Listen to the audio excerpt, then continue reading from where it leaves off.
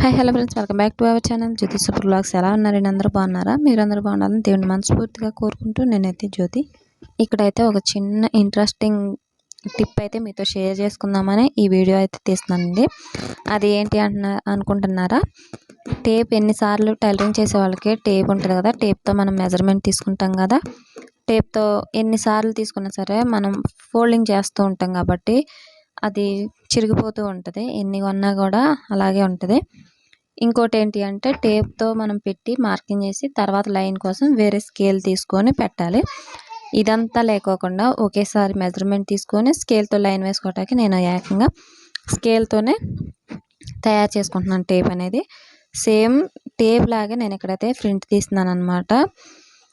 చెక్క స్కేలు నేను బయటికి పనికి వెళ్ళినప్పుడు ఇలాంటివి 3 తెచ్చుకున్నాను. ఇక్కడైతే ఒకటి మీతో షేర్ చేస్తున్నా చూడండి. ముందైతే టేప్ మంచిగా దీని మీద పెట్టేసుకొని లైన్లు వేసుకున్నాను. ఇంచుకోటి లైన్ వేసుకున్నాను. పెద్దగా కనిపిస్తున్నాయి కదా గీట్లు, అవి.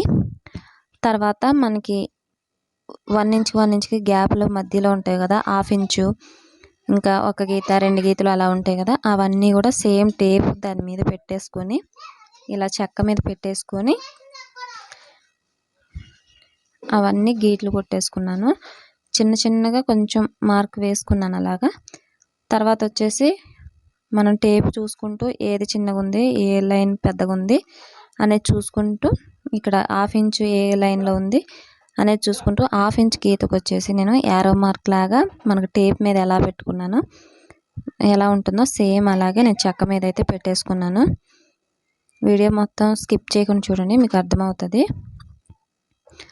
కాకపోతే ఇంకొంచెం చిన్న స్కేల్ అయితే, ఇందులో సగం ఉండే స్కేల్ అయితే ఇంకా బాగా పనికి వస్తుంది.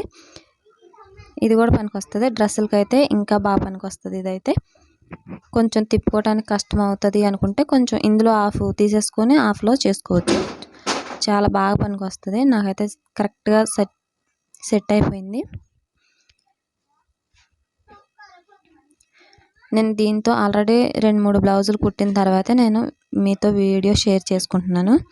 ఇక్కడ చూస్తున్నారు కదా, సేమ్ నేను టేప్ ఎలా ఉందో అలాగే లైన్ వేసేసుకొని అరించి దగ్గర యారో మార్క్ లాగా పెట్టేసుకొని దాని పక్కన ఒక చిన్న గీత, దాని పక్కనే కొంచెం పెద్ద గీత, మరి చివరికి వచ్చేసాక ఇంకొక చిన్న గీత, అలాగా టేప్ మీద ఎలా ఉందో సేమ్ అలాగే ఇక్కడ నేను స్కెచ్ పెన్ అయితే యూజ్ చేస్తున్నాను అనమాట. చూస్తున్నారు కదా,